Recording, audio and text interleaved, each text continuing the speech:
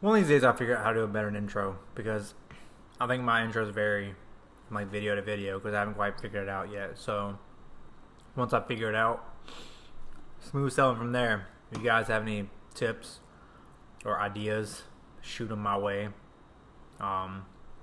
Anyway, so left off with me finally finding my seats. So the one thing that my seats didn't list when I was like buying them online was that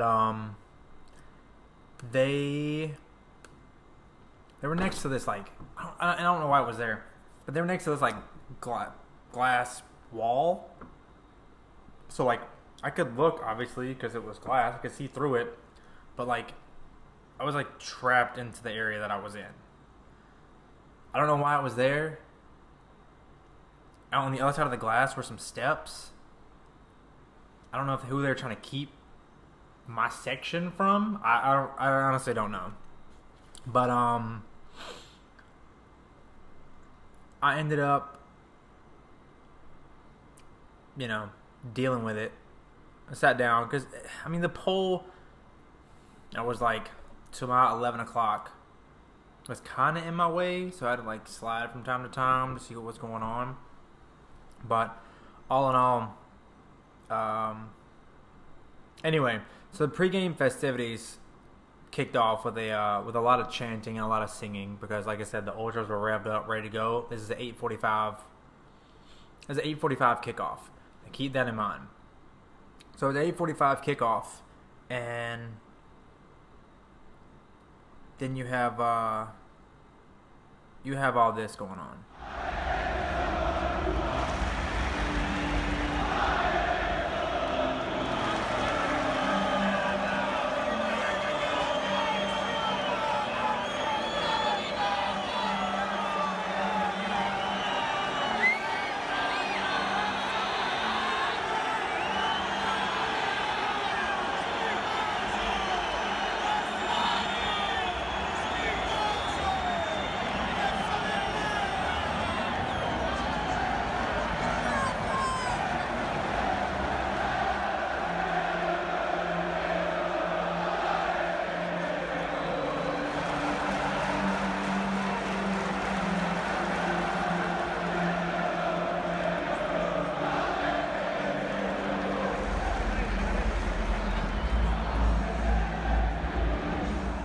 While all this is going on, the Inter Milan Ultras are, as you can see,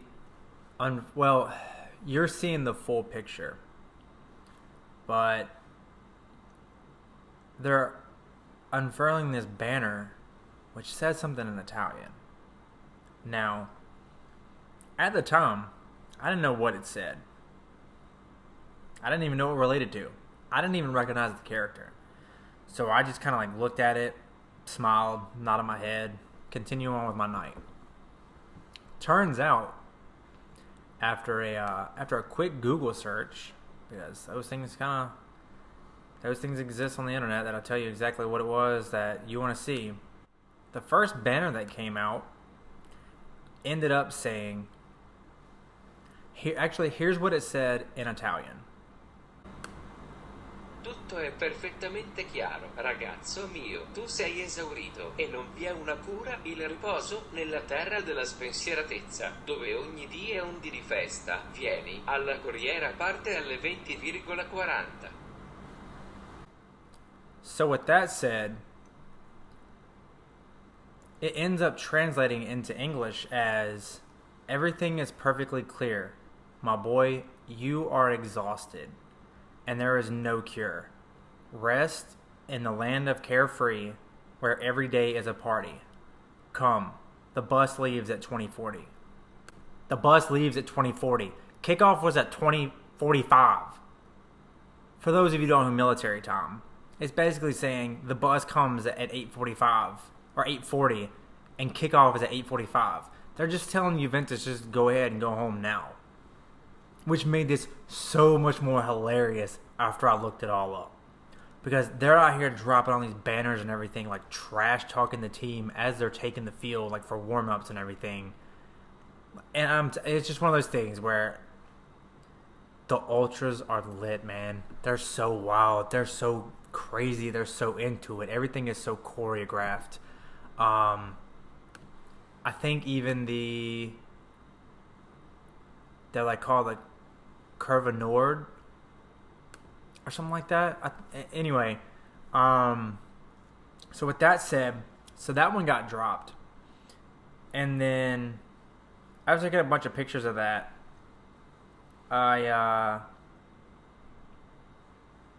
They started with the anthems and everything, and the anthems, they're just as it's just one of those things where I've accepted, like, they're just, you know, in the States the national anthem plays before kickoff and everything, or, you know, jump ball or first pitch or anything like that, and, like, you know, people are like standing still, hand over heart, being quiet, all that. That is not the case here. People are loud, people are wild, people are going crazy. They're chanting and singing songs and singing along with all their heart. Like, they are there. They're there to get into it, and they're there for their team.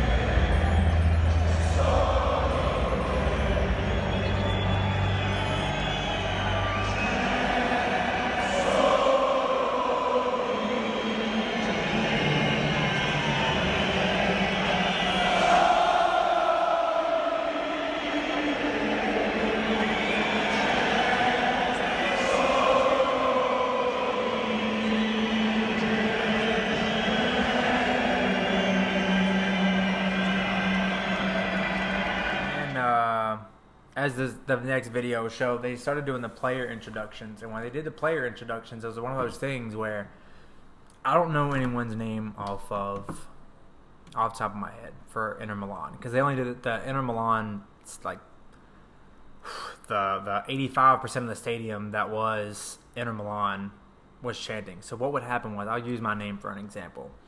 So dude's name, you know, say my name flashes on the screen, and like my you know, here I am, I'll pop up on the screen, and I'm like smiling and everything, and then it would like display the number, and the announcer would be like, number 12, Travis, and then all the fans would be like, Fushi!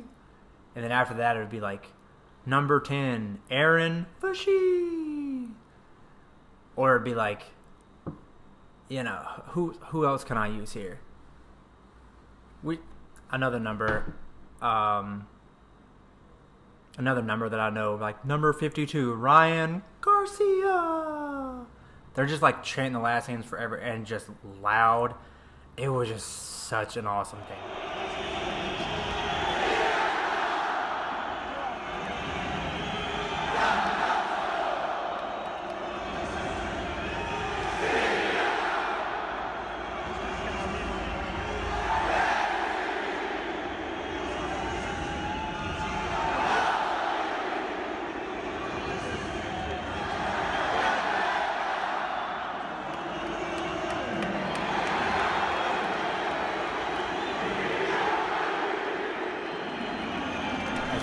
It's one of those things where, like, I love when the fans do that.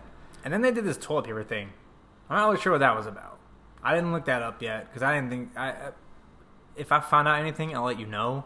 But they just started taking rolls of toilet paper and just throwing it down to the row below them. So it was like raining toilet paper. I don't know what that's about, but it looked like a good time.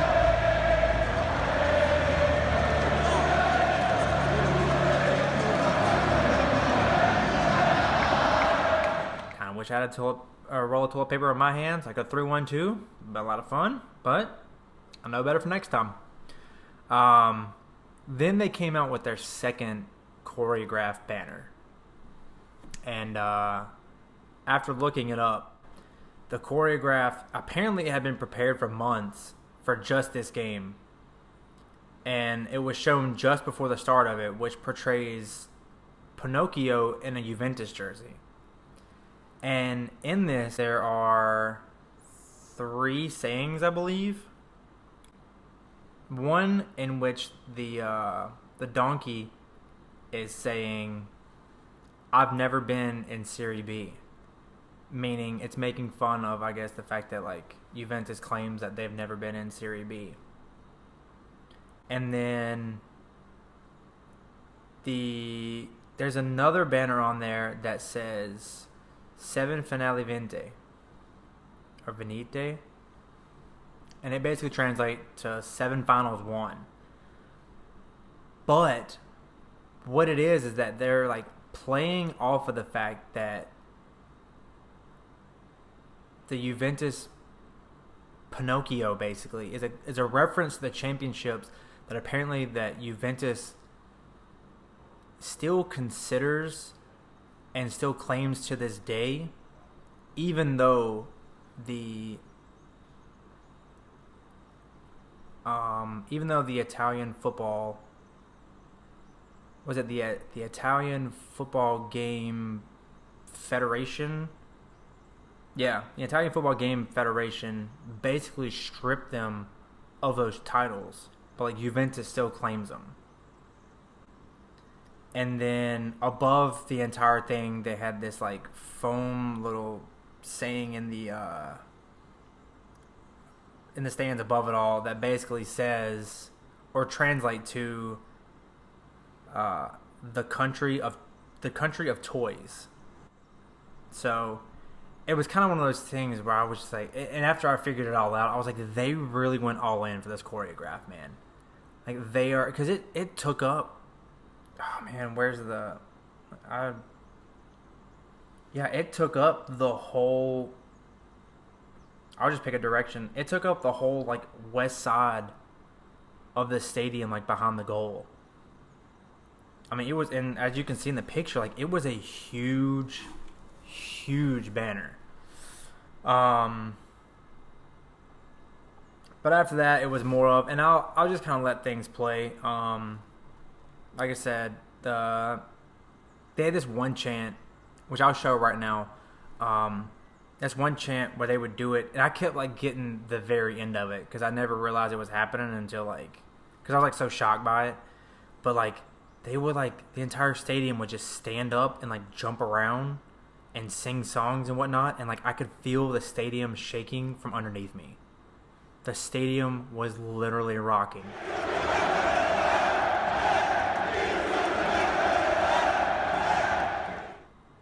And then I'd catch like the last 10 seconds of the video or the chant and everything, and realize like to pull my phone out and like try to get a video of it all.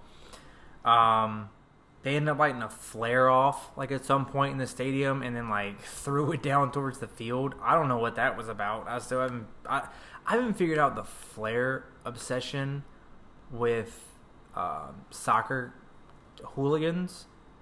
Because like it seems like every game I go to, someone lights a flare and like throws it down near the field. So I don't know what the flare obsession is. That's enough. So the scoring was started in the 13th minute when Douglas Costa ended up scoring a goal. And what was confusing with not knowing Italian or anything and not trying to stay on my phone, other than taking pictures and videos of everything. Is that I didn't. So there was a second goal right after, and so he scored the first one in the 13th minute. I want to say in the 16th or 17th minute they scored another one, and I thought they ended up going into half at 2-0. I was like, yeah, Juventus is gonna walk away with this one. Even along the process too, Inter Milan one of their players ended up taking a red card in the 18th minute. So it's kind of one of those things where I was like, Juventus is first in their conference division. They're first in their division, and now you're a man down against Juventus, and they just scored 2 goals. It's 2-0 at halftime. Halftime happened. I glanced up. It was still 1-0. Actually, I didn't realize it was 1-0 until halftime's at 45 minutes. I didn't realize that the second goal that they scored didn't count until the 52nd minute when Inter Milan finally scored. And when they finally scored their first goal, the crowd reaction was this.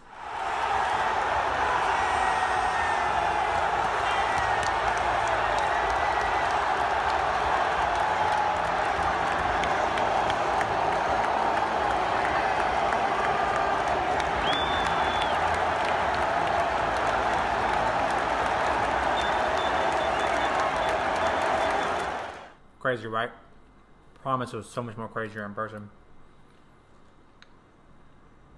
There's a whole lot of still singing and everything as the game went on. Because like I said, they just chant and sing and cheer and just like they get into it for the entire 90 minutes. Actually, it was probably more like 120 minutes. Because they were singing like at least 30 minutes before kickoff. Like, as a, I don't want to say student section because they're not students. But as a hooligan section, they ended up cheering well before the game even started, along with our banner.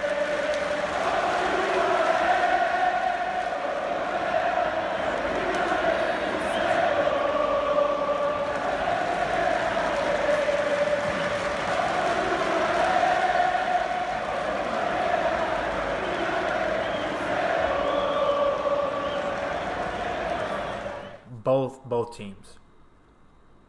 And then towards the end of the game, I ended up getting like a panoramic video of like the whole stadium because I didn't get one with like the glass and everything, so it was kind of weird. I don't want to get in anybody's way before the game even started.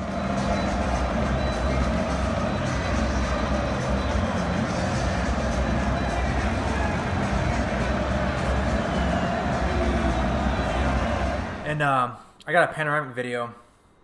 But the issue with that being is that a lot of the stuff that I got towards the end of the game, I had to do it with the quickness because as soon as the game was over, it was not even 5 minutes. And security started at the top and started working their way down and was like kicking people out. They're like, you got to go. Let's go.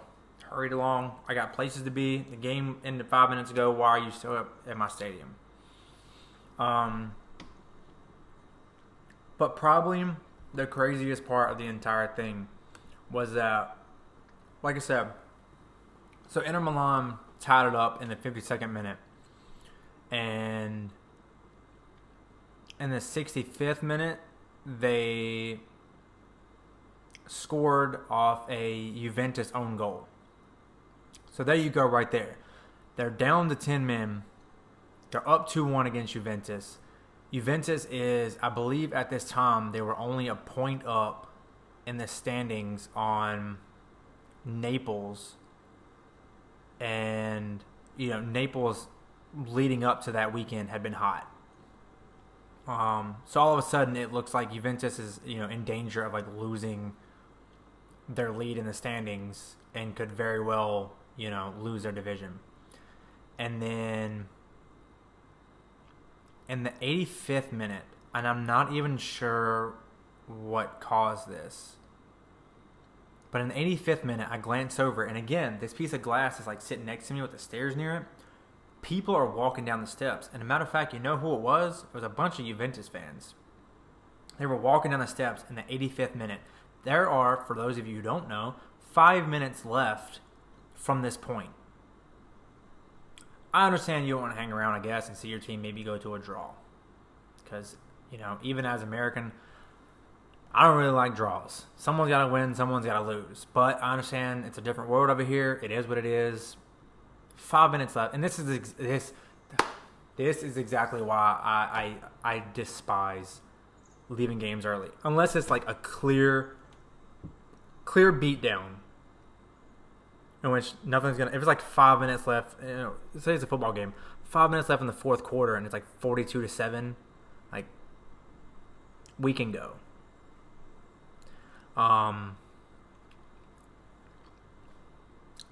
But they ended up... Again, so started walking down in the 85th minute. In the 87th minute, Juventus scored on an own goal themselves, and all of a sudden it's 2-2. And I was like, all right, well, there's 3 minutes left plus any extra time that the referee puts on the clock. Let's just see what happens. And then the next thing you know, there ended up being a free kick. Juventus got a free kick. And I remember sitting there thinking to myself, I was like looking down the field, and I was like, if Dybala ends up like knocking this in, like he scores on this free kick, like this place is gonna go berserk. Like he is gonna be borderline, legend in Juventus, or I guess Turin, if he ends up scoring on this. And then I didn't even have my phone out. It was one of those like gut things where I was just like, yo, if he like what he might do this. Like what if he does it? Like this guy's really, he's good. And then the next thing you know, I'll just let the video go from here.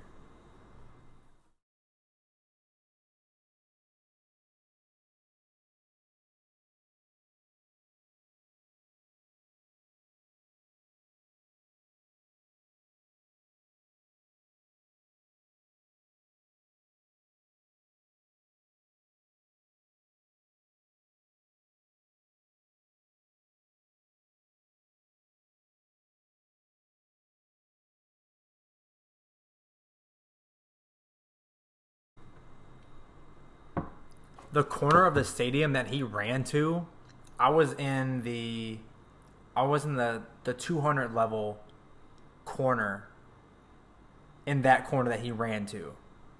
And it was one of those things where like I had my Bart Starr jersey on, but like when the goal went in, like I had no control over my body. It was one of those things where like I got pulled up out of my seat and was just like, no, what just happened? I'm like looking around for like someone to like hug or talk to or like talk about it, and I was just like, no one's here, and everyone probably doesn't speak English, and like all these Inter Milan fans are to my right, and they're now depressed because their team just 4 minutes ago had a 1-goal lead, and then here we are a minute from extra time starting, and all of a sudden they're down a goal. And it was one of those. It's one of those games where, if even with it not being my team, it was one of those games where like it's probably a top 5, borderline top 3 game that I've ever been to. Doesn't matter the sport. Does not matter the sport. That game was so much fun. That was like when, I'm telling you, the hooligans are my people, man. And even now, I'm like, oh, man, like soccer's done for the year. Like they're gonna kick off back in like August, like late August, about time football season kicks off in America. And it was like the craziest thing. It was a game of so much fun to be at. It was loud. It was intense. It was dramatic. There was a late goal which like set the entire stadium off one way or the other. But then after that, like I said, so after that, all that happened and people were like filing out and everything, I ended up heading out. I got down and went to the bus stop. My phone's on 9% at this time. I went to the bus stop, waiting for the bus. The bus that never came. I guess during games, the buses don't use that route or anything. So I pull up on the map to find out where I need to go. After I stood around and waited for like 30 minutes and realized that my car is 2.5 to 3 miles, something like that. It was a 30-minute walk that I had to make all the way back to the car because the bus wasn't coming and I didn't know where the actual buses were running. True story. As I'm also standing there too in my Bart Starr jersey, a Juventus fan walked by. No, sorry, it wasn't a Juventus fan. It was an Inter Milan fan. He's like talking to his friends and everything. They're talking in Italian and what. And I wasn't paying any attention to him. And like I ended up like, I made eye contact with him, and like I saw his mouth start to open, and I was like, oh god, like what's he gonna say? Like I don't know Italian, man. Just You know, what was he gonna say? He looks at me dead in my optic stems and says, "Aaron Rodgers?" And I was like, "Yes! Go, Pack, go!" Like, yes! I was like,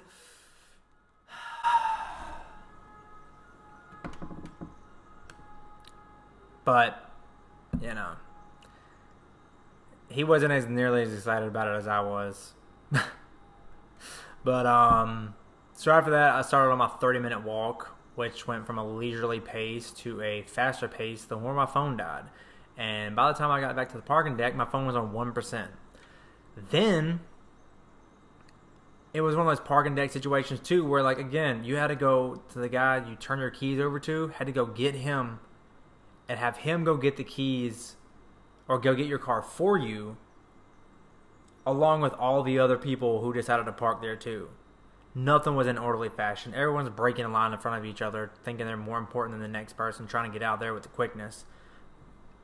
Dude finally walks me down the ramp and, like, points in the direction where my car was. I walk over there, and it wasn't even one of those, like, secure things either.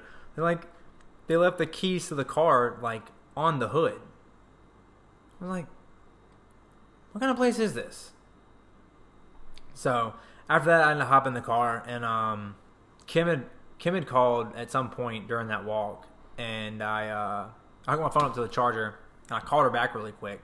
And that guy, I guess, thought that I was, you know, since they leave all the keys on the hoods down there, I guess he thought I was going to steal something, because he walked down and he was just like, he's like, "You got to go." He's like, whatever the Italian was, he was just like pointing at the exit and like yelling at me for like sitting still. And I was like, all right, Kim. I was like, I need my GPS. I got to go. Like, this guy's yelling at me because I'm sitting here. So I made the trip back home. I got home at like 2 a.m. So all in all, it was a 12-hour trip. Wasn't that bad. Wasn't that bad of a drive either. It was actually Autostrada was really open, and the speed limit on the Autostrada is, when in clear conditions, is 130 kilometers per hour, which is like 80 miles an hour. When it's raining, it drops down like 110. But anyway, that's the story about the trip that I had to Milan. I can't wait to go back, whether it be for another Inter Milan game, whether it be to tour Milan more, because there's a lot more to do there. Now, I didn't even mention in the first video about the Prada, the Louis Vuitton, or the Gucci store. But there's just so much to do around there. Not to mention, I think at some point we're going to head back up there, because the Formula One cars are going to be in, they're going to be northeast of Milan. So it might be something, you know, we end up maybe making a trip back to Milan later this year. You know, go see a practice or something, since Aaron enjoys his cars. But who knows? We'll see. If we do go out to Milan, like I said, or any other trips we take, I'll definitely end up taking more videos. And at some point, I hope to take a bunch of pictures and videos and be able to talk more about it too once we take the trips with, you know, Kim and the kids, and then me and Kim can, you know, talk about these things, so I can have someone else to talk to, and in case I forget something or like get out of order, you know, I have somebody to back me up or straighten me out. But like I said, I had a whole lot of fun, and I was still glad I made that trip. I know it wasn't as exciting or as long as the Rome trip was, but I still really enjoyed it, and it's one of those things where, like I said, easily like a top 5 game I've ever been to. I would do it again in a heartbeat, and I look forward to next season kicking off. Maybe go to Turin and go see a Juventus home game this time instead of seeing them as the away team. But anyway, I'm gonna go now. Keep eating my cheese. Maybe have another beer too. And I will see you guys soon to tell you all about my 4-day Rome adventure. Ciao.